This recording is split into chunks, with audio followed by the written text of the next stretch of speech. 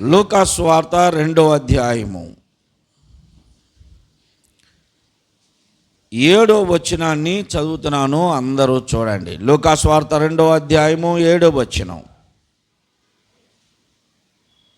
తన తొలిచూలు కుమారుని కని పొత్తిగుడ్డలతో చుట్టి సత్రములో వారికి స్థలము లేనందున ఆయనను పశువుల తొట్టిలో పరుండబెట్టెను. చాలు, అందరూ వినండి. ప్రభునందు ప్రియమైన సహోదరి సహోదరులకు మరొక పర్యావరణ హృదయపూర్వకమైన వందనాలు. అందరు వినాలా? కొద్ది నిమిషాలు నేను త్వరగా చెప్తా. డిసెంబర్ నెల 3 ఆదివారాలని మనము విభాగించుకొని జరుపుకుంటున్నాము. డిసెంబర్ నెలలో క్రిస్మస్ పండగకు ముందు ఉన్నటువంటి ఆదివారాలని, మొదటి ఆదివారం దేవదూతల ఆరాధన, 2వ ఆదివారం కాపరుల ఆరాధన, 3వ ఆదివారం జ్ఞానుల ఆరాధన, పండగ రోజున విశ్వాసుల ఆరాధన అని విభాగించి గత సంవత్సరం ప్రారంభించి అలాగనే జరిపాం. ఇప్పుడు కొద్దిమందికి అనుమానం రావచ్చు, మొదటి ఆదివారం దేవదూతల ఆరాధన అంటే మనము దేవదూతలను ఆరాధించాలా అని అనుకుంటారు. మనము దేవదూతలను ఆరాధించడం కాదు, దేవదూతలు పరలోకం నుండి దిగి వచ్చి ప్రభువుని ఎలా ఆరాధించారో చెప్పుకోవడం. జ్ఞానుల ఆరాధన 2వ ఆదివారం అన్నప్పుడు జ్ఞానులను మనము ఆరాధించడం కాదు. 3వ ఆదివారం జ్ఞానులు ఎంత దూరము నుండి ఎలా వారు ప్రయాణం చేసి ప్రయాసలు కోర్చి వచ్చి ప్రభువుని ఆరాధించారు. 2వ ఆదివారం కాపరుల ఆరాధన అంటే మనము కాపరులను ఆరాధించడం కాదు. వర్తమానమును పొందినటువంటి కాపరులు ప్రయాసపడి ప్రభువుని కనుగొని వారు ఎలా ప్రభువుని ఆరాధించారో అది మనం తెలుసుకోవడం. అలాగా గత సంవత్సరంలో దానిని దృశ్యమాలికగా మనం డ్రామాల్లో సినిమాల్లో చూస్తూ ఉంటాం. గడిచిన సంవత్సరంలో 3 ఆదివారాలు దేవదూతలు పరలోకం నుండి ఎందుకు దిగి వచ్చారో, పొలంలో ఉన్నటువంటి కాపరుల దగ్గరకు వచ్చిన సందర్భం కంటే ముందు పరలోకము నుండి గాబ్రియేలు గారు మరి 3 పర్యాయాలు భూమి మీదకి దిగి వచ్చాడు సమాచారాన్ని తీసుకొని. మొదటిది జకరియా, 2 మరియమ్మ గారు, 3 యేసేపు గారు. ఇప్పుడు కాపరుల దగ్గరికి వచ్చిన సందర్భంలో గాబ్రియేలు గారు అక్కడ మాత్రమే రాలా, పరలోక సైన్య సమూహమంతా కదిలించబడి భూమి మీదకి వచ్చింది. అంటే పరలోకములో ఉన్నటువంటి దూతల సైన్య సమూహమంతా పరలోకం ఖాళీ చేసి భూమి మీదకి వచ్చారు. ఎందుకు వచ్చారు? దేవుని దూతలు పరలోకమును ఖాళీ చేసి భూమి మీదకి ఎందుకు రావాల్సి వచ్చింది? వారు దిగి వచ్చి అందరూ కలిసి గ్రూప్ సాంగ్ పాడారు. ఒక గ్రూప్ సాంగ్ పాడారు. అసలు ఆ సందర్భంలో పరలోకములో నుండి దేవుని దూతలందరూ భూమి మీదకి ఎందుకు దిగి వచ్చారు? వారు ఎందుకు రావాల్సి వచ్చింది? వచ్చి వారు ఏం చేశారు? ఇవన్నీ కూడా గత వర్తమానములో తెలియజేశాను. అది వినాలని ఉంటే యూట్యూబ్ చూడండి, యూట్యూబ్లో ఉంది. చెప్పిందే మరలా చెప్పే కంటే మరొక వాక్యాన్ని మనం చెప్పుకుందాం. దేవుని దూతలు పరలోకమును ఖాళీ చేసి భూలోకములోనికి ఎందుకు వచ్చారు, వారందరూ కలిసి పాట ఎందుకు పాడారు అనేది యూట్యూబ్లో గత నవంబర్లో ఉన్నటువంటి వాక్యాలు నాయి చూడండి, ఉంటాయి. న్యూ అపోస్తలిక్ చర్చ్ ఏపీ అని కొడితే మన యూట్యూబ్ ఓపెన్ అవుతుంది. అందులో దేవదూతల ఆరాధన అనేటువంటి వర్తమానం ఉంటుంది. వినండి, ఒక అద్భుతమైనటువంటి వర్తమానం అది. వాస్తవం చెప్తున్నాను, వినండి. కుటుంబాలకు దీవెనకరముగా ఉంటుంది. దేవదూతలు ఎలా భూలోకంలోనికి వచ్చారు, ఎందుకు వచ్చారు అనేటువంటి విషయ సూచిక అక్కడ ఉంటుంది. తర్వాత కాపరులు అనేటువంటి వర్తమానము కూడా అదే నెలలో, గత వర్తమానాల్లో కాపరులను గురించి చెప్పుకొచ్చాను. అది కూడా ఉంది యూట్యూబ్లో, వినండి.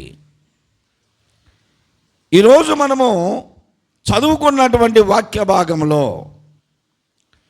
ఈ క్రిస్మస్ సంబంధించినటువంటి వర్తమానములు కొన్ని విభాగాలుగా విభజించుకుంటే, యేసు ప్రభు వారి యొక్క జననమును గూర్చినటువంటి వర్తమానము గాబ్రియేలు గారు తెలియపరిచినటువంటి వర్తమానము కంటే ముందు ప్రవక్తలు ప్రవచించిన ప్రవచనాలన్నీ కూడా మనకు వర్తమానాలే.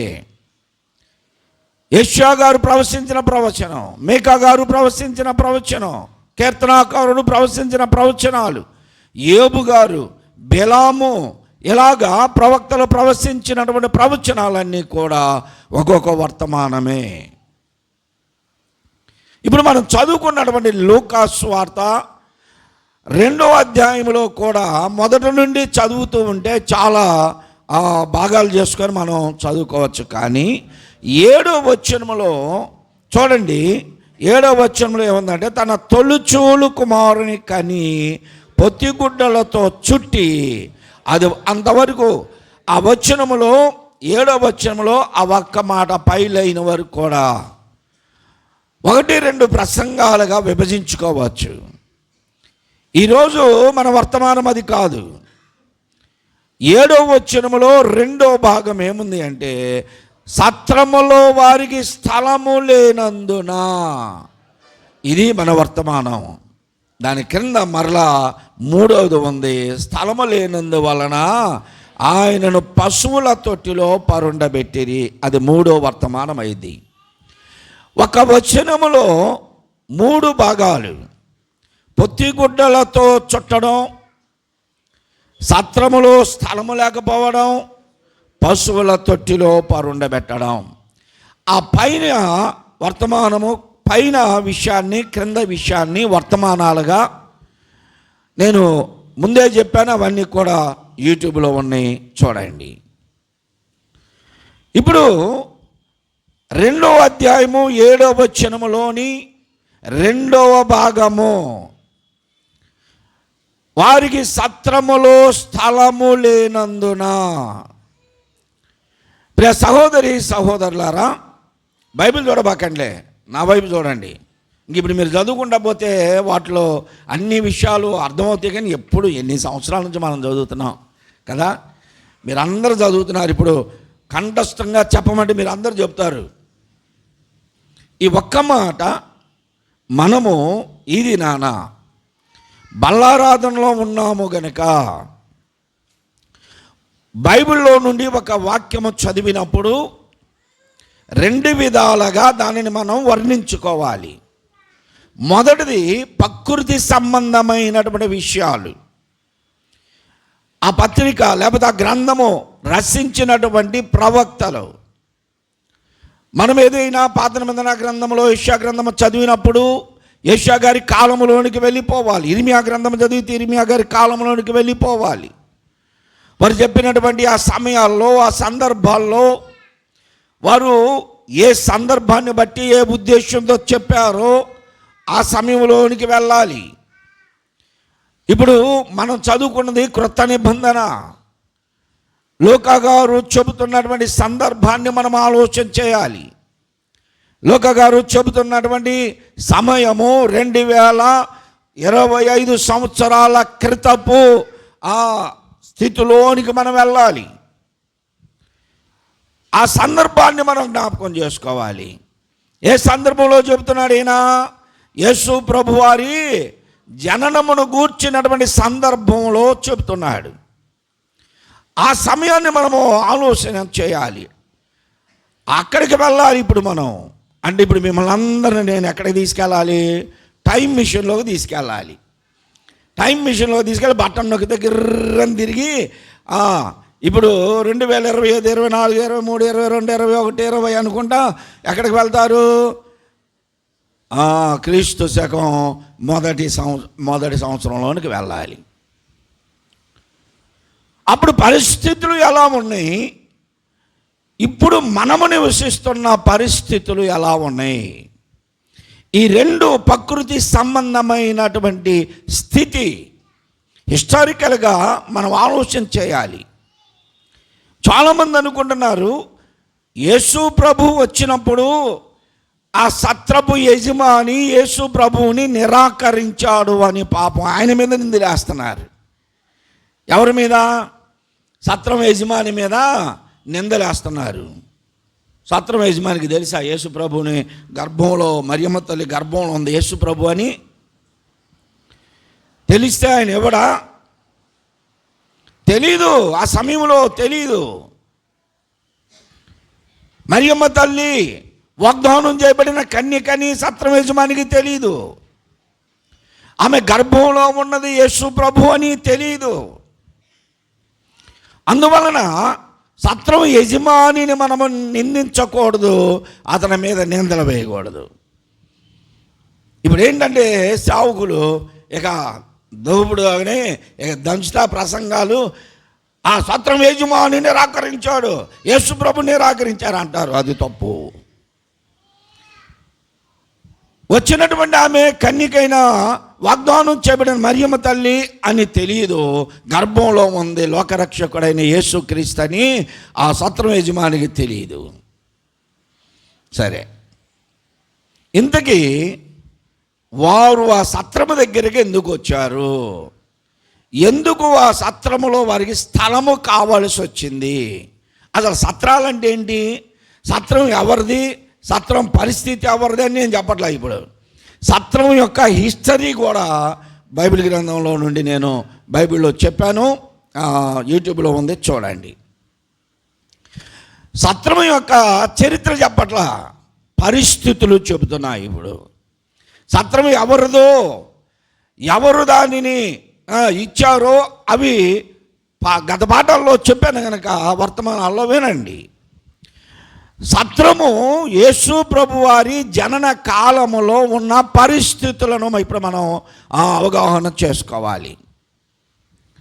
సత్రం అంటే ఏంటి అసలు? ఇప్పుడున్న తరానికి సత్రం తెలుసా? ఎంతమందికి తెలుసు సత్రం? ఇప్పుడున్న తరానికి సత్రం తెలుసా? తెలుసు. గుంటూరులో ఎన్ని సత్రాలు ఉన్నాయి చెప్పు?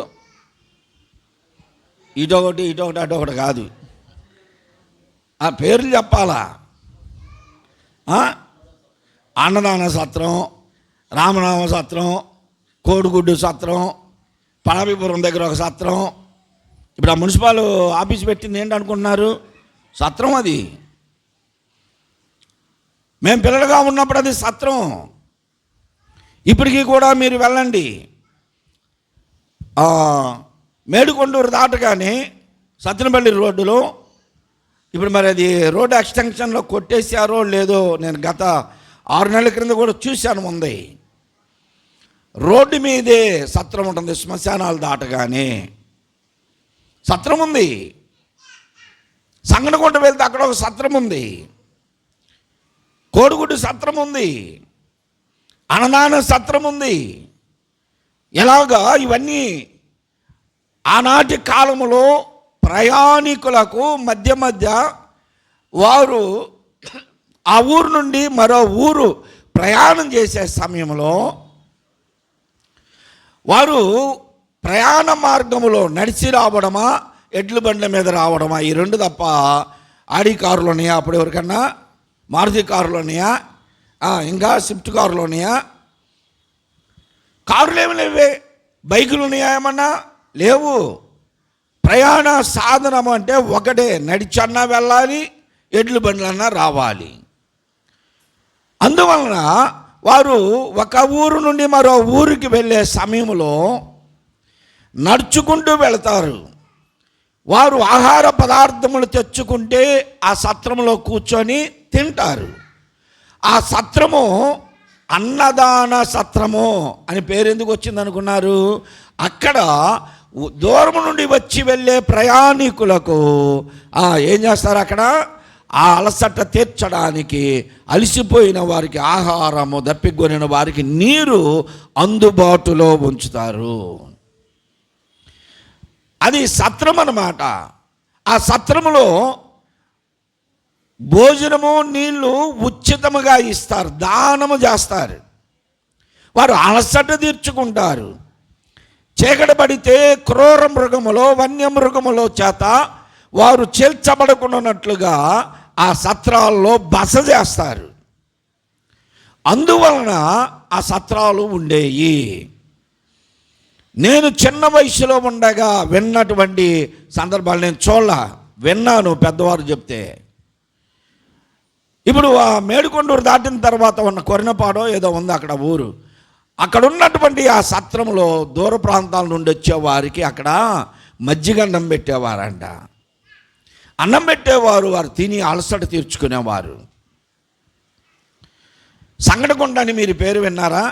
సంగడిగుంట తెలుసుగా, విన్నారు, నేను కూడా విన్నా. అక్కడ జరిగినటువంటి సందర్భాలు చెబితే విన్నా.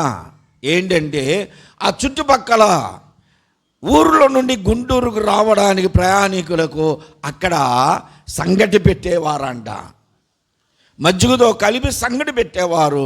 సంగటి గుంట పోయి ఇప్పుడు సంగడి గుంట అయింది. అది ఇలాగ చెప్పుకుంటూ వెళితే ఎన్నో సత్రాలు ఉన్నాయి.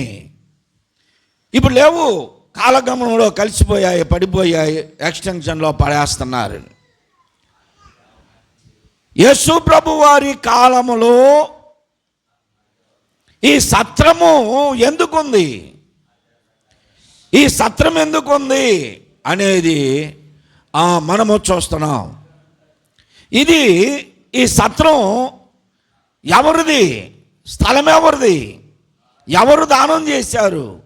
ఎవరు ఇచ్చినటువంటి ఆ సత్రం అది అనేది ఒక వర్తమానమైతే, యేసు ప్రభువారు బాలుడైనగా గర్భంలో ధరించినటువంటి తల్లి అయిన మరియమ్మను యేసేపు తీసుకొని 120 మైళ్ళ దూరం ప్రయాణం చేసి వచ్చారు. వారు గాడిద మీద ఆమెను కూర్చోబెట్టుకొని తీసుకొచ్చాడు. వారు ప్రయాణం చేసినటువంటి మార్గము ఎత్తైనటువంటి గుట్టలు ఎక్కాలి, పర్వతాలు ఎక్కాలి, లోయలు దిగాలి. దొంగల మార్గం అది, దోపిడీదారులు ఉండే మార్గం అది. వారు గలిలయలోని నజరేతు నుండి ఈ యోర్దాను నది దాకా వచ్చి, యోర్దాను నదిని దాటి యోర్దాను నది అమ్మిటిగా మరలా వారు ప్రయాణం చేసి యెరికో దాకా వచ్చి, మోయాబు దగ్గర యెరికోలో ఇశ్రాయేలు ప్రజలు దాటిన ఆ స్థలములో నుండి మరలా లోపలికి వెళ్ళాలి. అక్కడ అంత దూరం 120 మైళ్ళు, కిలోమీటర్లు కాదు, ఈ 120 మైళ్ళు దూరం ఒక నిండు శూలాలు గాడిద మీద కూర్చొని ప్రయాణం చేసింది. ఒక రోజులో రాలేదు వారు, ఇంచుమించు 2-3 రోజులు ప్రయాణం చేశారు. అలిసిపోయింది. ఆమె ప్రయాణము వలన ప్రసవ దినములు సమీపించాయి గనక అక్కడికి వచ్చేసరికి నొప్పులు పడుతుంది. ఒక చాటైన స్థలం కావాలి, ప్రసవించడానికి చాటైన స్థలము కావాలి. ఆ స్థలము కొరకు వెతుకుతున్నారు. ఇప్పుడు నిండు శూలాలు, ఆమె నొప్పులు వచ్చినాయి, ప్రారంభమైనవి. ఎవరి దగ్గర, ఏ ఇంటిలోనూ ఆమెకు అవకాశం ఇవ్వాల. తెలియని వాళ్ళ క్రొత్తాలకు ఎవరైనా స్థలం ఇస్తారా? ఆమె ఎవరో అక్కడ ఎవరికైనా తెలుసా? యేసోబు గారు ఎవరో అక్కడ ఎవరికైనా తెలుసా? తెలీదు. వాళ్ళ పితరుల ఊరు అది, అంతే, పితరుల ఊరు. ఇప్పుడు అక్కడికి వచ్చారు. వస్తే సత్రములో స్థలము లేదు. ఎందుకు వచ్చారో సందర్భం మనందరికీ తెలుసు. ఎందుకు వచ్చారు చెప్పండి? తెలీదా మీకు ఎవరికి? రోజు చెప్పట్లేదా? ఎక్కడో ఆలోచిస్తున్నారు మీరంతా. వారు ఎందుకు వచ్చారంటే ప్రజా సంఖ్యలో వారి పేర్లు రాయించుకోవడానికి వచ్చారు. ప్రజా సంఖ్యలో వారి పేర్లు రాయించుకోవడానికి వచ్చారు. ఆ ప్రజా సంఖ్య ఎందుకు బిగిన్ అయిందో, ఎవరు బిగిన్ చేశారో అదంతా మరలా ఒక వర్తమానం. ఇప్పుడు వారు అక్కడికి వచ్చేసరికి సత్రములో స్థలము లేకపోవడానికి గల కారణం, ప్రధానమైనటువంటి కారణం ఏమిటంటే, ఏదైనా పుణ్యక్షేత్రములో మనం వెళితే, ఇప్పుడు అక్కడ ఎందుకు ఖాళీ లేదో ఇప్పుడు మీకు అర్థమయ్యే రీతిలో చెప్తున్నాను వినండి.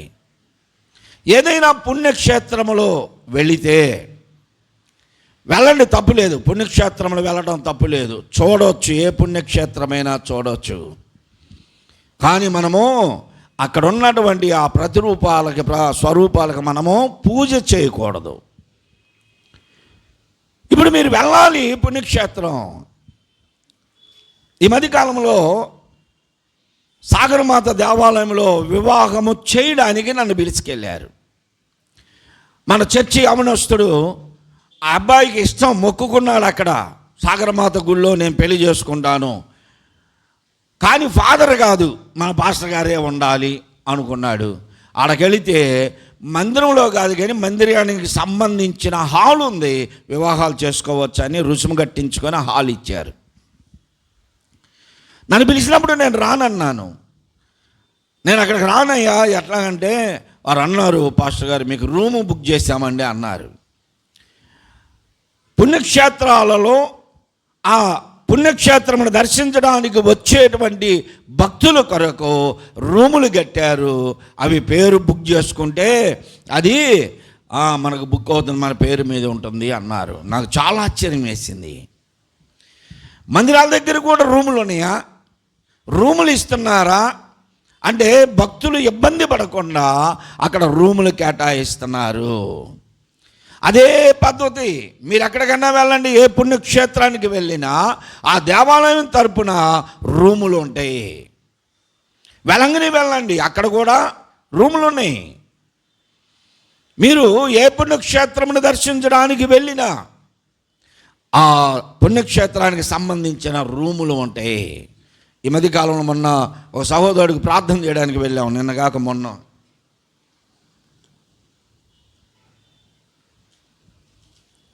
ఆ సహోదరుడు ఒక విభాగానికి రాష్ట్రాధ్యక్షుడు. బెంగళూరులో ఒక రాజకీయ నాయకుడు, ప్రముఖుడు బెంగళూరు వస్తున్నాడని ఆయనను కలిసి మెమోరాండం ఇవ్వడానికి రాష్ట్రం తరపున ఇతను వెళితే, అక్కడికి వెళ్ళేసరికి బెంగళూరులో ఒక్క రూము, లాడ్జీలు ఒక్కడ కూడా లేవంట. అసలు ఒక్క రూమ్ దొరకలేదు పాస్టర్ గారు మాకు అంటే. మరి ఎక్కడున్నారయ్య అంటే బస్ స్టాండ్లోనే పడుకున్నామండి, ఆ ప్రయాణికులు కూర్చునే ఆ సోఫాల మీద, ఆ బల్లాల మీద పడుకున్నాను అని చెప్తున్నాడు.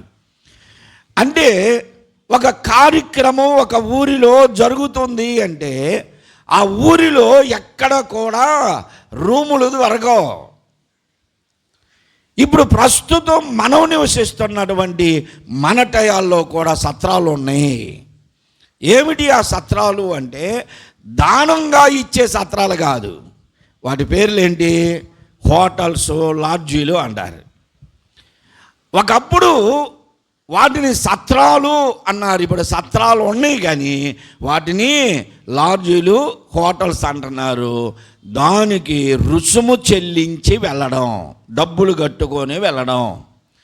ఏ ఊరిలోనైనా ఏ కార్యక్రమం జరిగినా ఆ ఊరిలో అక్కడ ఉన్నటువంటి లాడ్జీల్లో ఏ ఒక్క రూము కూడా దొరకదు.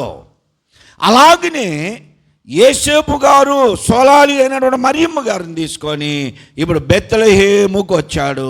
బెత్లెహేములో ఉన్న సత్రములో వారికి స్థలము దొరకలా. వీళ్ళు ప్రయాణికులు, పరదేశస్తులు. కానీ ఆయనకి తెలుసు ఆయన వంశం ఎక్కడి నుండి వచ్చిందో. ఇప్పుడు ఇక్కడ ఉన్నటువంటి మిమ్మల్ని అందరిని అడిగామనుకోండి, మీరు ఎక్కడి నుండి వచ్చారు అంటే మేము ఇక్కడ పుట్టి పెరిగిన వాళ్ళం అండి, మా తాతల కాలం నుంచి మేము ఫస్ట్ ఇక్కడ గడ్డగట్టినప్పటి నుంచి ఉన్నాము అంటారు కొంతమంది. నిన్న కాక మొన్న నువ్వు వచ్చి అని కొంతమందిని అంటూ ఉంటారు. గడ్డ పుట్టినప్పటి నుంచి నువ్వు ఉన్నావు అంటే నీకు తెలిసిన దగ్గర నుంచి నువ్వు ఇక్కడ ఉన్నావు. కానీ మీ పితరులు, మీ నాన్నలు, మీ అమ్మమ్మలు, నాయనమ్మలు ఎక్కడి నుండి వచ్చారో మీకు తెలుసా? తెలియదు. వాళ్ళని అడిగితే వాళ్ళు ఏదో ఒక ఊరు చెబుతారు, ఆ ఊరు నుండి వచ్చాం మేము అని చెప్తారు. అలాగనే యేసోబు గారికి తెలుసు వారి గోత్రము, వారి వంశము. ఆ గోత్రములో, వంశములో పేరు రాయించుకోవాలంటే వారు ఊరు ఎక్కడ అంటే బెత్లెహేము. దావీదు వంశములో జన్మించిన వాడు గనక ఆ వంశస్థులు అక్కడున్నారు.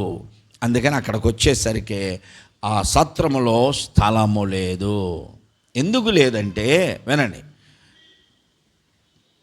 ఏదైనా ఒక కార్యక్రమం జరుగుతుందంటే ఫస్ట్ ఆ ఊరిని ఆక్రమించే వాళ్ళు ఎవరో తెలుసా?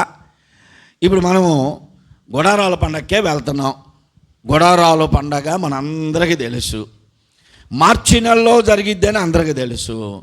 అక్కడికి వెళ్ళండి మీరు, గోరంట్ల ఫిబ్రవరి నెల నుంచే కర్రబాతు ఉంటే రోడ్డు అమిటి ఏమిటి అని అడిగితే ఆ వ్యాపారం చేసేటువంటి వారు బోర్లు అమ్మేవాళ్ళు, పినీజులు అమ్మేవాళ్ళు, నీళ్ళు అమ్మేవాళ్ళు, నీళ్ళు కూడా అమ్ముతారు, నీళ్ళు అమ్మేవాళ్ళు, టీ అమ్మేవాళ్ళు, పాలు అమ్మేవాళ్ళు, కూరగాయలు అమ్మేవాళ్ళు, చెప్పులు, గిన్నెలు, ఇలాగా ప్రతి వస్తువు అమ్మేవాళ్ళు అంతా రోడ్డుకి ఈ సైడు ఆ సైడు ఎక్కడ దాకుంటారంటే వాళ్ళు దాకుంటారు. అందరూ కర్రలు బాతుకొని ఉంటారు. గుడారాల పండగకి నువ్వు వెళితే కనీసం నీ వాహనం, నువ్వు కారులో వెళ్ళు, ఆటోలో వెళ్ళు, బైక్లో వెళ్ళు, సైకిల్ మీద వెళ్ళు, ఎక్కడ పెడతారు అవి? ఎక్కడో దూరంలో కిలోమీటర్ దూరం పెడతారు. ఈ లోపల ఏమున్నాయి అంటే వ్యాపార స్థలములో చెరుకులు, బోర్లు, బీనీజులు మొత్తం వ్యాపారస్తులు ఆక్రమిస్తారు. అలాగనే బెత్లెహేములో ఉన్నటువంటి సత్రములో మొట్టమొదట వ్యాపారస్తులు ఆ సత్రాన్ని ఆక్రమించారు. కొన్ని గదులు వాళ్ళు ఆక్రమించారు. అలాగనే రెండవది ఏంటంటే అక్కడ అధికారులు ఉంటారు, ప్రభుత్వ అధికారులు, లెక్కలు రాసుకునేవారు, లెక్కలు రాసేవారు ఉంటారు, ప్రభుత్వ అధికారులు ఉంటారు. ఓట్లు వేయటానికి వెళ్ళిన వాళ్ళందరికీ తెలుసు, ఓట్లు వేయటానికి వెళ్ళే వాళ్ళకి అందరికీ తెలుసు. ఆ తలుపు ఒక రెక్కేసి ఉంటారు, అక్కడ పోలీసు ఎవరో నిలబడతారు. నువ్వు అనుకుంటావు ఈ చిన్నదేలే, ఈ చిన్న దాంట్లో పంపించడానికి ఏమైందని. నువ్వు ఆ గేట్లో లోపలికి వెళ్తే లోపల ఎంతమంది ఉంటారు? 15-20 మంది ఉంటారు. ఇటుపక్క ఏజెంట్లు ఉంటారు, ఇటుపక్క ఏజెంట్లు ఉంటారు, ఆఫీసర్స్ ఉంటారు. ఎంతమంది అంటే వీళ్ళందరూ మొదటిది వ్యాపారస్తులు ఆక్రమిస్తారు, రెండవది ప్రభుత్వపు అధికారులు ఆక్రమిస్తారు. అందువలన ఆ సత్రములో గదులన్నీ నిండిపోయినాయి. మూడవది కొంచెం పలుకుబడి కలిగిన వారు, పేరెన్నిక కలిగిన వారు ఉన్నారు చూసారా, వారు ఫోన్లు చేస్తారు, మాకు కూడా రూము, పలాంటి రూమ్ ఉంచు అన్నా ఉంటారు. ఈ మధ్య కాలంలో మెదక్కి వెళ్ళాం, హైదరాబాద్ నుంచి బుక్ చేశారు. మా మేనలు అన్నాడు, మామయ్య మనకు తెలిసిన వాళ్ళు ఉన్నారు, ఉండు మంచి రూమ్ ఒకటి ఏసీ రూమ్ బుక్ చేపిస్తా అని ఇక్కడ నుండి ఫోన్ చేస్తే వాళ్ళు ముందే బుక్ చేశారు. రేపు వెళ్ళాల్సిన దానికి ఈరోజు బుక్ చేశారు. మేము వెళ్ళిన సమయంలో అక్కడ ఏదో తిరణాలు జరుగుతుంది, రాముందడిగా ఉన్నారు జనం, రూములు దొరకటం లేదు. అయినా సరే పలుకుబడి ద్వారా తీసుకొచ్చుకుంటారు అందరూ. సామాన్యమైనటువంటి ప్రజలకి సత్రంలో రూములు లేవు, స్థలం లేదు. మరియమ్మ యోసేపులు ఒక ప్రభుత్వ అధికారులు కాదు, సైనికులు కాదు, వ్యాపారస్తులు కాదు, పేరెన్నిక కలిగిన పలుకుబడి కలిగిన మనుషులు కూడా కాదు. వారిని చూడగానే వారికి అక్కడ రూము ఎలక్ట్ చేయటానికి లేదు. సామాన్యమైనటువంటి ప్రజలు 3 దినాల ప్రయాణం చేసి వచ్చారు, అలసిపోయినట్లుగా ఉన్నారు. పైగా ఆమె నిండు గర్భవతి, ఇప్పుడు ఆమె నొప్పులు పడుతుంది. ఎవరింట్లోకైనా రాణిస్తారు. ఇప్పుడు ఒక సిద్ధాంతం ఉంది, ఫస్ట్ పెళ్ళి అయిన తర్వాత మీ కోడల్ని ఎందుకు మీ ఇంట్లో కానుపు చేయరు? ఫస్ట్ నీ కొడుకు పెళ్లి చేసావు, నీ కోడల్ని నీ ఇంట్లోనే కానుపు చేసుకో, నీ వంశమేగా, నీ రక్త సంబంధియేగా, ఎందుకు అడగ పంపిస్తాం అంటే సిద్ధాంతం అండి. అది మన దగ్గర చేయకూడదండి. ఎందుకు మనకు ఒక 50,000 రూపాయలు ఖర్చు కాకూడదండి. ఎవరు కావాలా డబ్బులు ఖర్చులు? వాళ్ళు పెంచి పెద్ద చేసి చదువు చెప్పించి ఉద్యోగం ఇప్పించి నీకు బంగారం ఇచ్చి ఎండిచ్చి అన్నీ కోరుకున్నా నువ్వు వండుకోవడానికి మంచం ఇచ్చి వండుకోవడానికి గిన్నెలు ఇచ్చి ఇన్నిచ్చి నీకు కూలీ చేసి నీకు చాకిరీ చేసి ఇన్ని చేస్తే నీకు సొంత మంచం కూడా కొనుక్కోలేడు. ఇప్పుడు ఉన్న ఈ కుర్రోళ్ళు సొంత మంచం కొనుక్కోలేరు. ముందే తల్లి అడిగింది మంచం తేలేదేంది అంటే నీ కొడుకు సంపాదించుకోలేడా? బీరువా, వాడు బట్టలు పెట్టుకోవడానికి కూడా బీరువా ఎవరు ఇవ్వాలా? మెమ్మోళ్ళు బీరువా ఇస్తా ఉన్నారు. ఇలా ఈడు తిరగడానికి కూడా బండి కావాలంట. మీకు కొనుక్కోలేవు స్వశక్తిమేనా? నేను వ్యతిరేకిని. ఆడపిల్లల దగ్గర ఏవి తీసుకున్నా నేను వ్యతిరేకిని. అట్లా చేయకూడదు. మగపిల్లలు వినండి, ఒకవేళ మీ అమ్మ నాన్న కట్నాలు అడిగినా మాకొద్దు, కట్నం తీసుకుంటే నేను చేసుకున్నానండి, దెబ్బకి నిన్ను కూడా తరుగుతారు. అయితే మా ఇంట్లో వద్దు ఫోను. ఎప్పుడు కూడా ఆడపిల్లలను పీడించి కట్నాలు తీసుకోకూడదు మగపిల్లలు.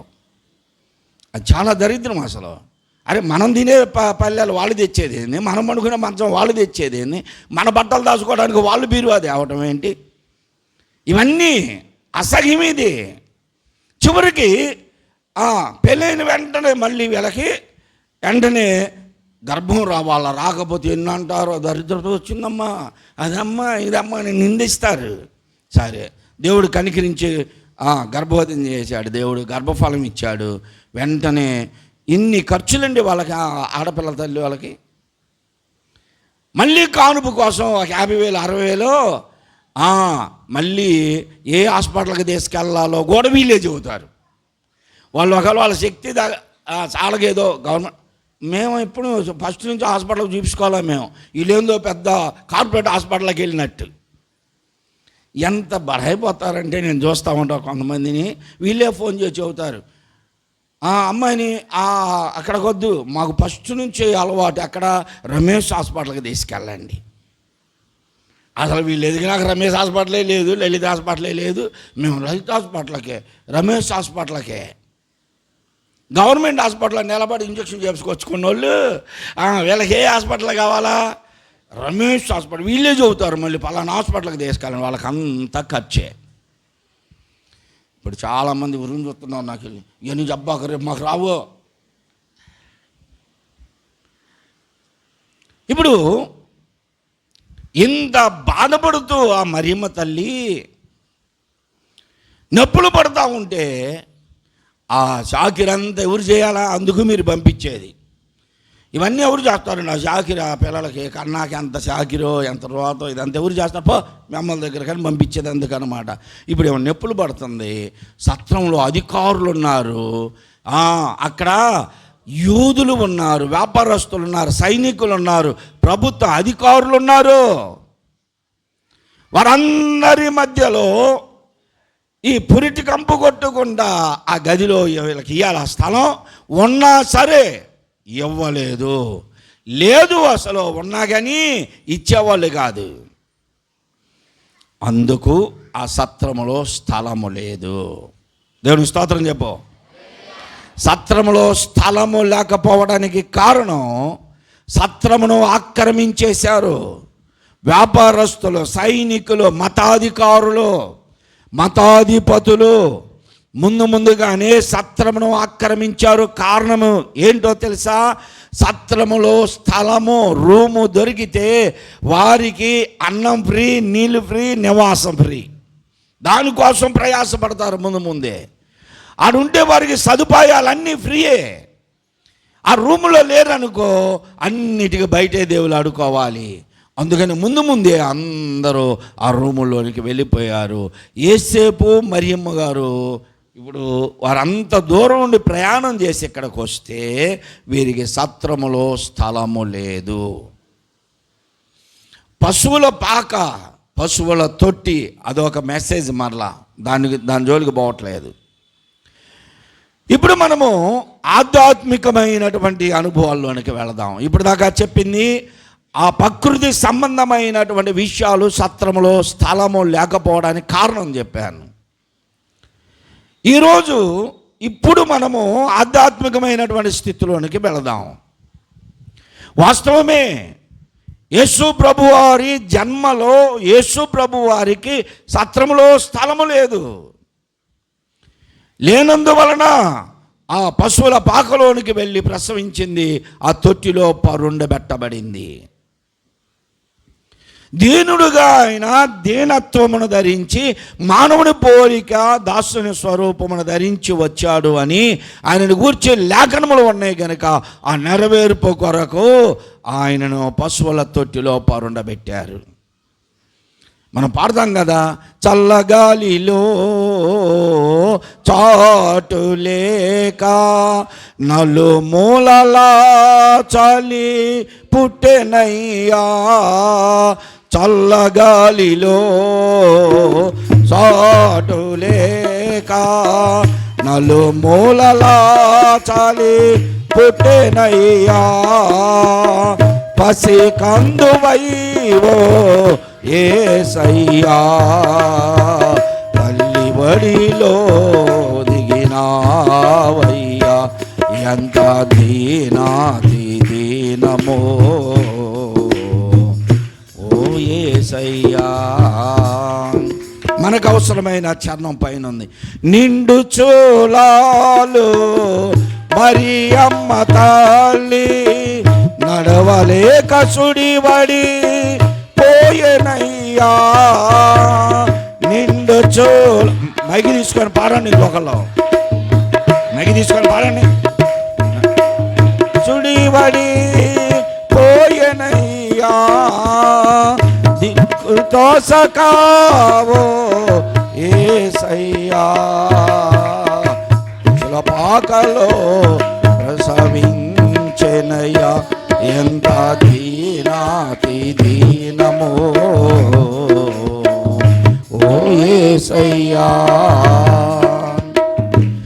యేసు ప్రభు వారు జన్మించే సమయానికి సత్రంలో స్థలము లేనందువలన, ఆమె ప్రసవ దినములు నిండినందువలన నొప్పులు ఎక్కువైపోయినాయి.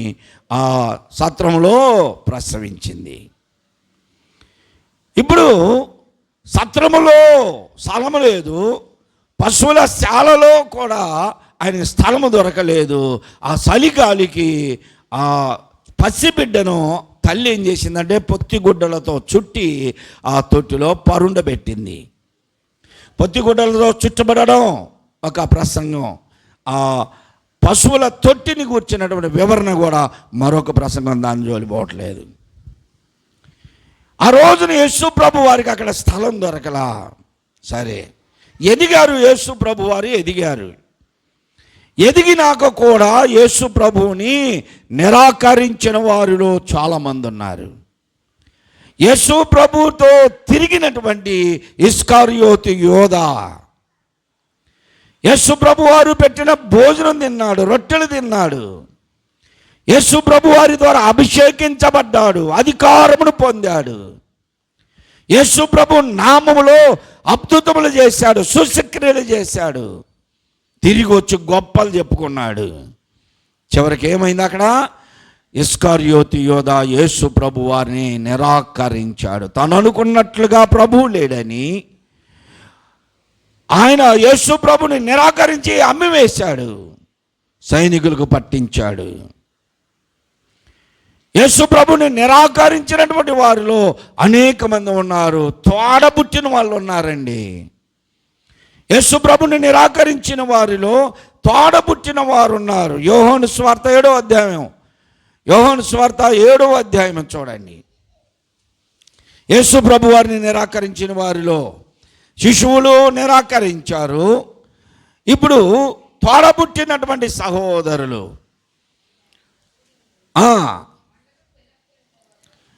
మొదటి నుండి చదవండి, 7వ అధ్యాయం 1వ వచనం. అటు తర్వాత యూదులు ఆయనను చంప వెదుకుతున్నారు. అంటే యూదా మతాధికారులు, యాజకులు, ప్రధాన యాజకులు శాస్త్రులను పరిచయులను రెచ్చగొట్టి యూదా జనాంగమును రెచ్చగొట్టి, ఇదిగో చూడండి మన జనాంగమును ఎలా పాడు చేస్తున్నాడో, జనులందరూ ఆయన వెంటే పోతున్నారు, మనమేమి చేయాలి ఇప్పుడు, ఏంటి మన పరిస్థితి అని జనాలను రెచ్చగొట్టి యేసు ప్రభు మీద నేరమును మోపి యేసు ప్రభువుని చంపాలనుకున్నారు, చంపాలనుకున్నారు. అటు తరువాత యూదులు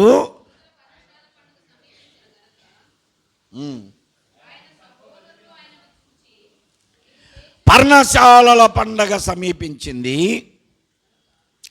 పర్ణశాలల పండగలో యేసు ప్రభుని చంపాలనుకున్నారు యూదులు. వినండి, యేసు ప్రభు వారు చనిపోవలసింది ఏ పండగలో చనిపోవాలైనా? సమాధుల పండగ. ఏ పండగలో చనిపోవాలి? పస్కా పండుగలో చనిపోవాలి. కానీ ఇప్పుడు వారు ఏ పండగలో చంపుదాం అనుకుంటున్నారు?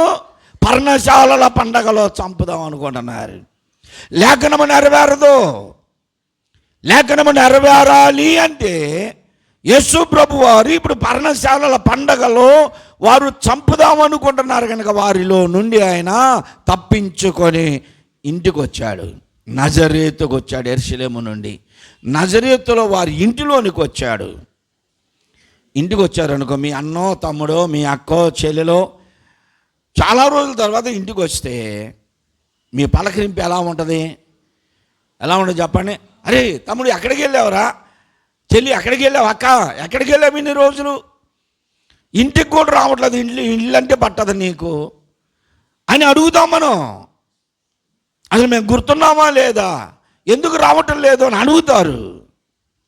కానీ యేసు ప్రభు తోడబుట్టినవారు, శిశువులు కాదు తోడబుట్టినవారు. ఆయన తర్వాత యేసపు గారికి పుట్టిన పిల్లలు ఉన్నారు. వారందరూ ఇప్పుడు యేసు ప్రభుని చూసామంటున్నారో తెలుసా? వచ్చావా నాయనా, వచ్చావా? నువ్వు చేసే క్రియలు నీ శిశువులు చూసేటట్లుగా ఎవరు నిన్ను అంగీకరించారు? వారందరూ నీ శిశువులే కదా. వారు చూసినట్లుగా నువ్వు అక్కడ చేసుకోపో.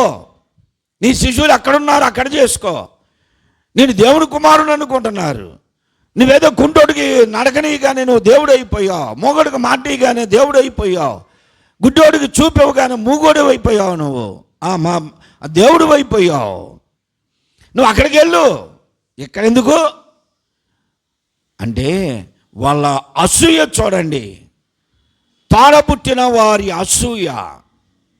ఎందుకు అసూయ వచ్చింది ఇప్పుడు వీళ్ళకి అంటే, వీళ్ళకి రాని మంచి పేరు ఎవరికి వస్తుంది? యేసు ప్రభువుకి వచ్చింది. అంతే కదా. మనం కూడా మనకు రాని ఐశ్వర్యం పక్కన వాళ్ళకి వచ్చిందనుకో, ఏమనుకుంటాం మనం? బాగుపడుతున్నారు, బాగుపడినలే అనుకునే వాళ్ళు ఎంతమంది ఉంటారా? అన్నదమ్ముల్లో ఎవరన్నా అనుకుంటారా? వీడు చేస్తే ఈ ఆస్తి కూడా నాకు కలిసి వచ్చింది, వీడు పోతే బాగుండు అనుకుంటారు. సహోదరులు అంటున్నారు, నువ్వు వెళ్ళిపో, ఇక్కడికి ఎందుకు వచ్చావు, మళ్ళీ నువ్వు చేసేవే ఆ క్రియలన్నీ అక్కడ చేసుకోపో, ఎందుకు ఈయనకు మంచి పేరు వచ్చింది వెలకలేదు.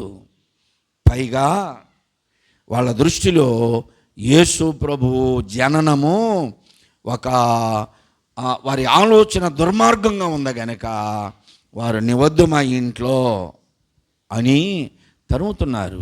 అప్పుడు అంటున్నాడు యేసు ప్రభు, అరే తమ్ముళ్ళారా, నా సమయం ఇంకా రాలేదయ్యా, నా సమయం ఇంకా రాలా.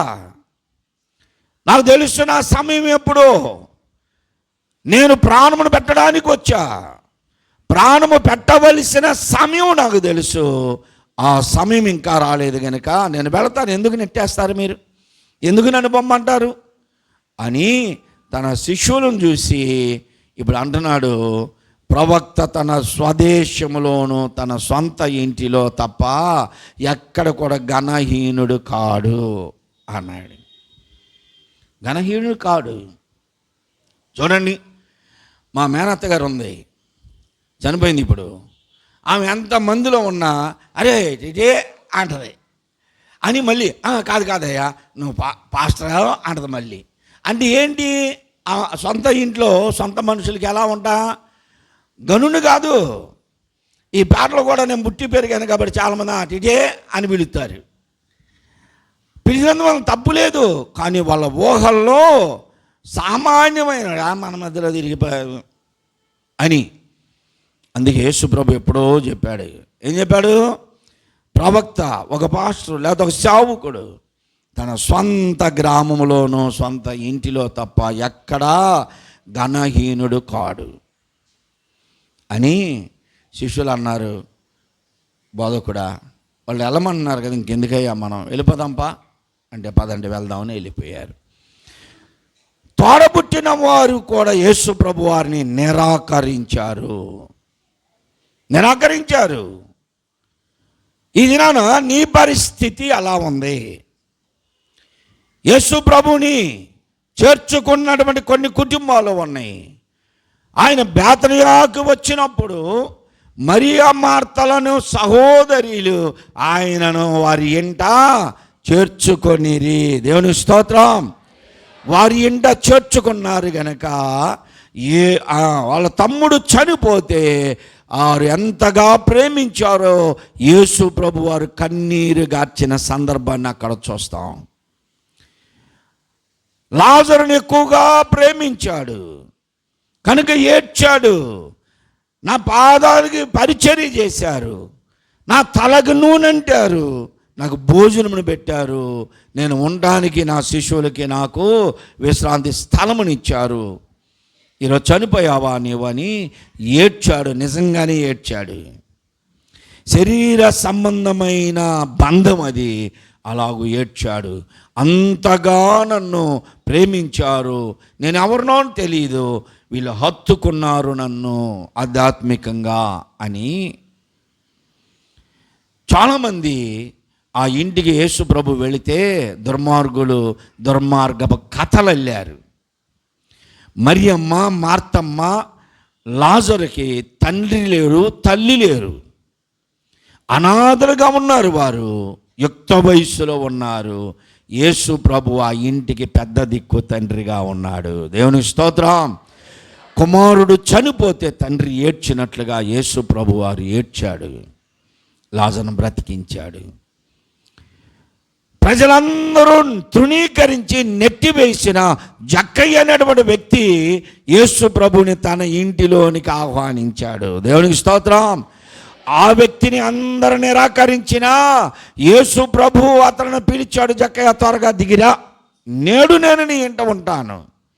అదేంటి ప్రభు, ఎవరు అసలు నా ఊరిలో వాళ్ళే నా ఇంటికి రారు, ఎవరు నన్ను ప్రేమించరు, తృణీకరిస్తారు, హేళనగా మాట్లాడతారు నన్ను. నిన్నటి దినాన్ని మీరు అందరూ వీడియోల్లో చూసి ఉంటారు. పాస్టర్ జోసఫ్ గారు పొట్టిగా ఉంటాడు కదా, ఆయన చనిపోతే ఎంతమంది సేవకులు వచ్చారని. ఆ ఊరోళ్ళకి ఇప్పుడు తెలిసిందంట, ఈయనకి ఎంత పలుకుబడి ఉందా, ఈయనకి ఎంత గౌరవం ఉందా, మనమేదో ఆ పొట్టోడు అని పిలిచాము, ఆ పొట్టి ఆయనకే ఎంత ఘనత ఇచ్చాడు ఆ దేవుడు అని ఇప్పుడు ఆశ్చర్యపోతున్నారంట. అలాగనే ఈ జక్కయ్య కూడా యేసు ప్రభుతో అంటున్న, మా ఊరిలో అందరూ నన్ను నిరాకరించారయ్యా, హేళన చేశారు, నీవు నా ఇంటికి రావడమా అంటే యేసు ప్రభు అన్నాడు తెలుసా, నేను నీ ఇంటికి రావడమే కాదు, నీ ఇంటికి రక్షణ వచ్చింది అన్నాడు. దేవుని స్తోత్రం. యేసు ప్రభుని వారి గృహాల్లో చేర్చుకున్నారు కనుక మరియమ్మ మార్తమ్మ ఇంటిలో రక్షణతో పాటు జీవాన్ని ఇచ్చాడు, చనిపోయిన తమ్ముని బ్రతికించాడు. జక్కయ్య ఇంటిలోనికి చేర్చుకున్నాడు గనక జక్కయ్య నిత్య నరకము నుండి తప్పించబడి నిత్యరాజ్యమునకు వారసుడయ్యాడు, క్షమించబడ్డాడు. యేసు ప్రభువుని చేర్చుకోవాలి. ఆ దినాన వారందరూ నిరాకరించారు.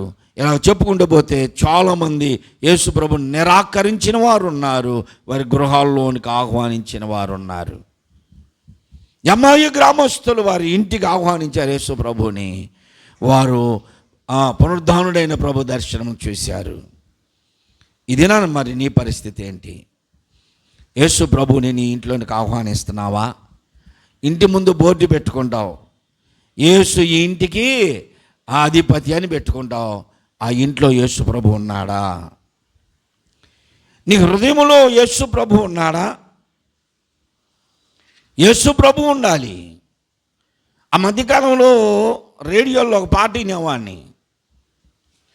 పిల్లలు పిల్లలుగా ఉన్నప్పుడు దేవుడు వారి హృదయాల్లో ఉంటాడు, పిల్లలు పెద్దోళ్ళు అయిపోతే దేవుడు వారిలో నుండి వెళ్ళిపోతాడు. అంటే దేవుడు వెళ్ళిపోలా, పిల్లలు పెద్దోళ్ళు అయ్యి దేవుడిని నెట్టేశారు. ఎందుకంటే నీవు ఉంటే అందరూ మన హృదయంలోకి రారు. ఇప్పుడు నువ్వు వెళితే కానీ అది ఖాళీ అయితే నువ్వు ఆక్రమించేదేంటి? నా హృదయాన్ని ఆక్రమించేవారు వేరే ఉన్నారు, నువ్వు వెళ్ళిపో అని పంపించారు. అదేదో పాట మొత్తానికి జనరంజన్లో వినేవాడిని, మంచిదే పాట. ఈరోజు నీ హృదయంలో ఏమి ఆక్రమించింది నీ హృదయాన్ని? నీ హృదయంలోనికి ఎవరు వచ్చారు? ఏమి నివాసనము ఉంది నీ హృదయములో? కొంతమంది హృదయాల్లో ఏమో ఉంటాయో చెప్తా. మొన్న బ్లడ్ టెస్ట్ చేయించుకోవడానికి వెళ్ళాను నేను. బ్లడ్ టెస్ట్ చేయించుకోవడానికి వెళితే వాళ్ళు చూశారు, ఒక 6 నెలల నుంచి షుగర్ ఎలా ఉందని చూసి ఆ డాక్టర్ గారు అంటాడు, చాలా కంట్రోల్లో ఉందండి అన్నాడు. ఇప్పుడే నేను తినొచ్చానండి అన్న. పాస్టర్ ఫెలోషిప్కి వెళ్తే చికెన్ పలావ్ పెట్టారు, స్వీట్ కూడా తిన్నా.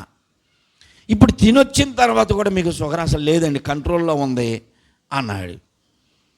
ఇంత తినొచ్చిన తర్వాత కూడా నీకు 10 పెరిగిందంటే అసలు నీకు లేనట్టే అన్నాడు. సరే షుగర్ లేదు, నేను చెప్పే ఏమన్నా జబ్బులు నేను చూడండి దాంట్లో అన్నా. ఏంటి చెప్పండి అన్నాడు. అంటే అసూయ, ద్వేషం, పగ, కోపం అవి ఎంత శాతం ఉన్నాయో చూడండి అంటే అవి అట్లా తెలుస్తాయండి ఇందులో అన్నాడు. అంటే అవి తెలియవా? అవన్నీ నీ ముఖం మీదే తెలుస్తాయి తెలుసా, బ్లడ్లో కూడా తెలీదు. బ్లడ్ టెస్ట్ చేసేవాళ్ళు కూడా నీ జీవితంలో, నీ హృదయంలో అసూయ, ద్వేషం, పాపం ఎంత దాగుందో తెలియదు. నీ రక్తములో నుండి నీకున్న టీబీ నీ పిల్లలకి వెళ్ళిద్ది, నీకున్న క్షయ వెళ్ళిద్ది, నీకున్న నిమోనియా వెళ్ళిద్ది, నీకున్నటువంటి షుగర్ వెళ్ళిద్ది, నీకున్న బీపీ, ఏ రోగం ఉందో అదంతా నీ పిల్లల్లోకి వెళ్ళిపోద్ది. అలాగే నీ హృదయం నిండి ఉన్న అసూయ, ద్వేషం, కోపం, పగ ఇవన్నీ కూడా వెళ్ళిపోతాయి నీ పిల్లల్లోకి. జాగ్రత్త. ఎవరైనా బాగా కోపడుతున్నారనుకో, వీడికి సేమ్ అలా ఏ బుద్ధి వచ్చిందిరా, ఆగుంటారా అంటారు. ఎవరన్నా కొంచెం అల్లరిచల్లరగా తిరిగారనుకో, ఈ పిల్లకి సేమ్ అలా అమ్మ బుద్ధే అనరా. కనపడుతున్నాయి అవి. ఎక్కడ కనపడతాయి? జరిగినప్పుడు కనపడతాయి. జాగ్రత్త. నీ హృదయాన్ని కోపం ఆక్రమించి ఉంటుంది. కోపం ఎంత ప్రమాదకరమో తెలుసా? చిన్నప్పుడే మనం పాఠాల్లో చదువుకుని ఉంటాం కదా, తమ కోపమే తన శత్రు, సంతోషం సగం బలం, కోటి విద్యలు కూటి కొరకే, నీరు పర్ల మెరుగు నిజం దేవుడేరు. కానీ ఎన్ని ఎప్పుడో ఉండేవి. నీ కోపం నీ శత్రు, నీ జీవితాన్ని పాడు చేస్తుంది. బీపీ పెరిగేది దేనికి? బీపీ మౌనంగా ఉన్నారనుకో, వాళ్ళకి బీపీ పెరిగిద్దా? చిన్న విషయాలుగా అన్నారనుకో, వెంటనే లోపల రక్తం పొంగిపోతుంది. కొట్టేయి. అంత అయిపోయిన తర్వాత ఆలోచిస్తే దేనికి వచ్చింది కోపం అంటే ఏముండదు ఆడ. దేవుని అడుగుంటే ఏముండదు. నా లైఫ్లో ఇప్పటివరకు ఎంత వయసు వచ్చినా నాకు ఒక్కరోజు కూడా బీపీ పెరిగింది అనేది లేదు. అంటే కేకలేసేది లేదు, బీపీ లేదు. మధ్యరాత్రికి లేపి పెట్టినా తింటా నేను, తెల్లారు అరిగిద్ది, మళ్ళీ ఆకలి అయింది. నాకేం గ్యాస్ ట్రబుల్ లేదు. ఎలాగా మనల్ని మనం కంట్రోల్ చేసుకోవడం. ఊరికని ఒట్టొట్టి విషయాలకి, చిన్న విషయాలకి నువ్వు కోపాన్ని రేపుకోకూడదు. ఒక పాట పాడేవాళ్ళం, కోపమును రేపకు సోదరా అది నీకే లాభము, పాపమును విడచి మల్లుకో అది నీకే క్షేమము. కోపము మనలో దాగి ఉంటుంది, హృదయాన్ని ఆక్రమించి ఉంటుంది ఎప్పుడు కోపం. అలాగున్న వాళ్ళ ముఖం మీద వెంటనే కనపడతా ఉంటుంది. కొంతమంది మొఖాలు ఎప్పుడన్నా చూడు ఏందో ఇలా చూసి కొంతమంది అంటారు, ఏమో ముఖం మీద పేలాలు ఎగుతూ ఉంటే ఏందో ఇలా సొమ్ము ఇంకొకరికి పెట్టినట్టు అంటారు. అంటే నీ ముఖం మీద ఎప్పుడూ కనపడతానే ఉంటాయి. అంటే నీ హృదయాన్ని ఏం ఆక్రమించింది? కోపం. కొంతమంది ఇతరులు ఏదన్నా మంచి వస్తువు తెచ్చుకుంటే సహించలేరు, అసూయ లోపల దాగి ఉంటుంది. ఈ మధ్య కాలంలో నన్ను ప్రార్థన చేయడానికి పిలిచారు. పాస్టర్ గారు ప్రార్థన చేద్దారా అంటే సరేనా నా ఇంటికి వెళ్ళా ప్రార్థన చేద్దామని. ఇంట్లోకి వెళ్తే పెద్ద మంచం అండి, అది పెద్ద మంచం. నేను కూడా ఇంట్లోకి అంతకుముందేమో ఎట్లాగ వెళ్ళా, ఇప్పుడు ఎట్లాగ వెళ్ళాల్సి వచ్చింది. పెద్ద మంచం తెచ్చారు. ఆ మంచం చూస్తానికి ఇక ఆ అమ్మాయి ఇళ్ళ పక్క వాళ్ళందరం పెడుతుంది, వదినా మంచం తెచ్చారా చూద్దురా. ఒక పెద్ద బీరువా తెస్తారు, చూద్దురా అని పిలుస్తారు. వీళ్ళు వచ్చి భలే బాగుంది అమ్మాయి, బాగున్నావే అంత పైకే, అదంతా పైకే. నువ్వు ఇల్లు కట్టుకున్నప్పుడు చూస్తానికి వచ్చి భలే కట్టావు అమ్మాయి అంటారు, పైకే. నువ్వు వస్తువు కొన్నప్పుడు చూస్తానికి వచ్చి బాగుందమ్మాయి అంటారు, పైకే. బయటకు వచ్చినాక ఏమంటారు చెప్పండి? ఏమంటారు బయటకు వచ్చినాక? ఎందుకమ్మా ఏమో బడాయి, ఎందుకమ్మా ఆయనకి అంత బడాయి, లోన్లు తెచ్చుకున్నారంట, అప్పులు చేశారంట అంటారు. అది పక్కన వాళ్ళతో అంటారు, నీతో అనరు. అంటే వాళ్ళ హృదయంలో ఏం దాగుంది? అసూయ. ఇతరులు బాగుపడితే ఓర్చుకోలేకపోతున్నావా? నీ హృదయాన్ని ఆక్రమించుందా? పైకి కొన్ని కనపడని చాలా నీ హృదయం ఆక్రమించుంది. అందుకనే ఇవన్నీ లోపల బిగించి నువ్వేం చేసావు? గడిపెట్టేశావు. ఆ హృదయం దగ్గర నిలబడ్డాడంటే ఇప్పుడు ఆయన ఎవరైనా ఎవరు? మన ప్రాణనాథుడు నిలబడ్డాడు.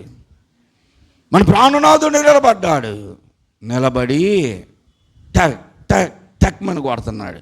హృదయం అన్నాడు తలుపు నాద యేసు నాదుండు,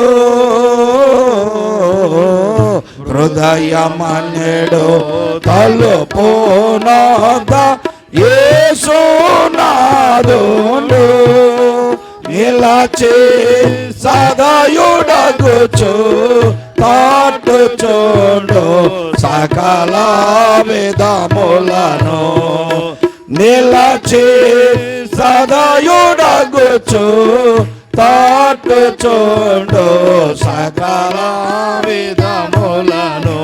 లోపలికి వచ్చి చూసి ఇప్పుడు ద్వారాలకి కెమెరాలు పెట్టుకుంటున్నారు తెలుసా? సన్న కంద ఒకటి పెట్టి చూస్తే బయట ఎవరు వచ్చింది తెలిసిపోద్ది. ఇప్పుడు మనం కూడా అంతే, హృదయంలో టక ఎవరో వాక్యం చెప్పారు, సేవకుడిని హృదయం పశ్చాత్తాపంతో నిండుతుంది. వాక్యం వినగా యేసు ప్రభు వారి సిలువను గూర్చిన వర్తమానం వింటే నీ మొగవు కావలికలు మారిపోయి హృదయంలో పశ్చాత్తాపం వస్తుంది. అయినా మరలా ఏం చేస్తున్నావు? కఠినపరుచుకుంటున్నావు. వచ్చి చూసి ఎవరో తలుపు కాడ అని చూసి మళ్ళీ వెళ్ళిపోతున్నావు. పరుని బోలి నిలుచున్నాడు పరికించి చూడు, పరుని బోలి నిలుచున్నాడు పరికించి చూడు, నాతడు పరుడు గాడు రక్షకుడు ప్రాణ స్నేహితుడు, నాతడు పరుడు గాడు రక్షకుడు ప్రాణ స్నేహితుడు. ఎంతసేపు నిలువబెట్టి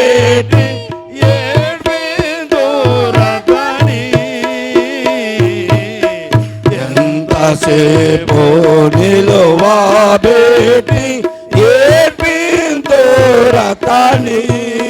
నాతడు పరుడు గాడు రక్షకుడు ప్రాణ స్నేహితుడు. ఎంతసేపు నిలబెడతావు నీ హృదయం బయట? ఇంతకాలము మార్పు చెందు, మారు మనసు పొందు అంటే ఇప్పుడే కాదు అనుకుంటా వచ్చావు. ఎన్నో పర్యాయాలు సావుకులు వాక్యంలో చెబుతూ ఉండగా, టీవీలో వాక్యాలు వింటూ ఉండగా, సభల్లో వాక్యాలు వింటూ ఉండగా దేవుడు నీ హృదయమును తట్టి మార్పు చేసి మారు మనసు పొందు అని అవకాశం ఇస్తుంటే ఇంకా నిర్లక్ష్యం చేసేవారు చాలామంది ఉన్నారు. మారు మనసు పొందవా? నీ హృదయమును ప్రభువుకి ఇవ్వవా? నీ జీవితంలో నీకు ప్రభువుని ఆహ్వానించవా? ఆది నాన్న సత్రములో స్థలము లేదు ఆయనకి. సత్రమును ఆక్రమించిన వారు వ్యాపారస్తులు, సత్రమును ఆక్రమించిన వారు సైనికులు, సత్రమును ఆక్రమించిన వారు మతాధిపతులు. ఇది నా నీ హృదయాన్ని ఏం ఆక్రమించింది? లోకమా, పాపమా, ద్వేషమా, అసూయ ఇవన్నీ నీ హృదయాన్ని ఆక్రమించి నీ కొరకు ప్రాణం పెట్టి సిలువలో రక్తమును గార్చిన ప్రభువుకే నీ జీవితంలో స్థలము లేకుండా పోతుంది. అందుకే ఆయన ఇప్పుడు నీ హృదయం దగ్గర నిలబడి పిలుస్తున్నాడు. పరమగీతాలు 5వ అధ్యాయం మనం చదివితే, నా ప్రియురాలా, నా సహోదరి, రాత్రి కురియు మంచుకు నా తల తడిసిపోయింది, రాత్రి చినుకులకి నా వెంట్రుకలు తడిచిపోయినాయి తలంతా. నాకు తలుపు తీయమనుచు నా ప్రియుడు వాకిలి తట్టుచున్నాడు, కానీ నిర్లక్ష్యంతో తలుపు తీయలా, అతడు వెళ్ళిపోయాను అని చదువుతారు. ప్రియ సహోదరి, సహోదరుడా, ఇది నా నీ హృదయమును ప్రభు అడుగుతున్నాడు. ఆయనకి ఎక్కడా స్థలము లేదు, ఎక్కడా స్థలము లేదు ఆయన. అందుకే పశువుల తొట్టిలో పెట్టబడ్డాడు.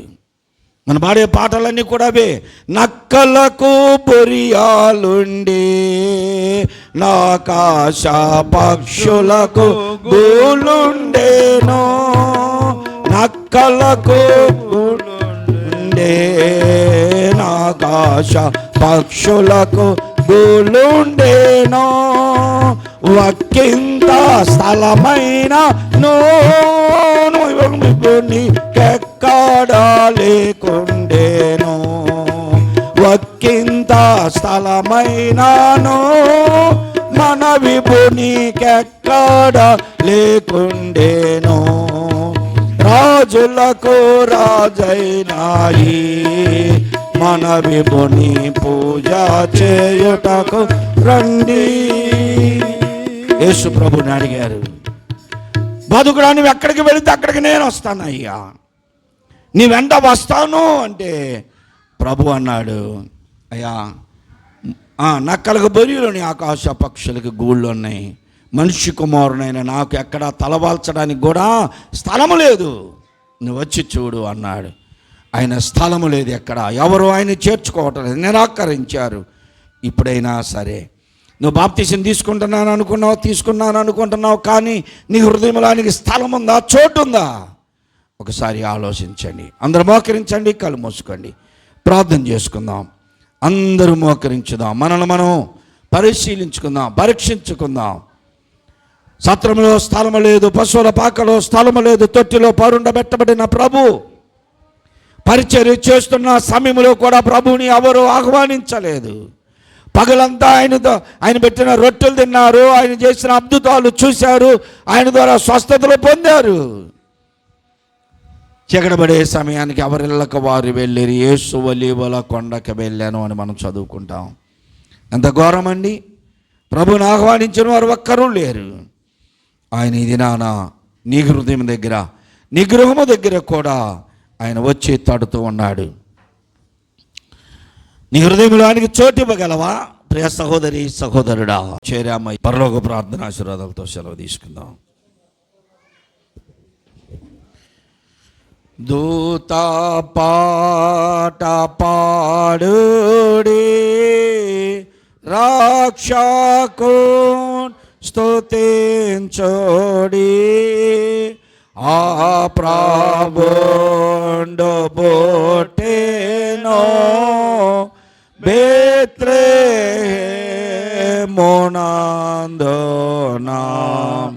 భుజనంబు కెలాను సౌఖ్య సంభ్రమాయేను,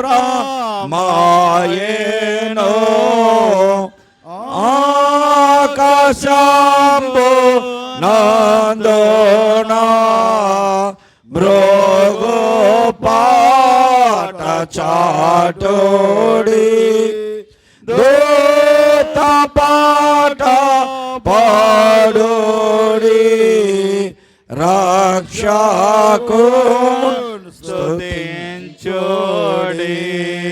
రావే నీతి సూర్యుడా, రావే దేవపుత్రుడా, నీదు రాక వలన లోక సౌఖ్యమాయేను. భూనివాసులందరూ మృత్యున్ భీతి గెల్తోరు, నిన్ను నమ్ము వారికి ఆత్మశుద్ధి కల్గును. దూత పాట పాడుడి, రక్షకుని స్తుతించుడి. చేతులు జోడించి తలలు వంచి కళ్ళు మూసుకొని పరలోక ప్రార్థన చెప్పుకుందాం. పరలోకమందున్న మా తండ్రి, నీ నామము పరిశుద్ధపరచబడునుగాక, నీ రాజ్యము వచ్చునుగాక, నీ చిత్తము పరలోకమందు నెరవేర్చున్నట్లు భూమి అందును నెరవేరునుగాక. మానదిన ఆహారము నేడు మాకు దయచేయం, మా రుణస్తులను మేము క్షమించిన ప్రకారం మా రుణమును క్షమించుము, మమ్మల్ని శోధనలకు తేక దుష్టుని తప్పించుము. ఏలైనగా రాజ్యము, బలము, మహిమ నిరంతరము నీవే ఉన్నావు తండ్రి. ఆమేన్. మన ప్రభువైన యేసుక్రీస్తు యొక్క కృప, తండ్రి అయిన దేవుని యొక్క ప్రేమ, పరిశుద్ధాత్మ యొక్క అన్యోన్య సహవాసము, ఆదరణ ఇప్పుడు ఎల్లప్పుడు కుడి ఉన్న మనకందరకు సదా తోడైనగాక. ఆమేన్. ఆమేన్. ఆమేన్.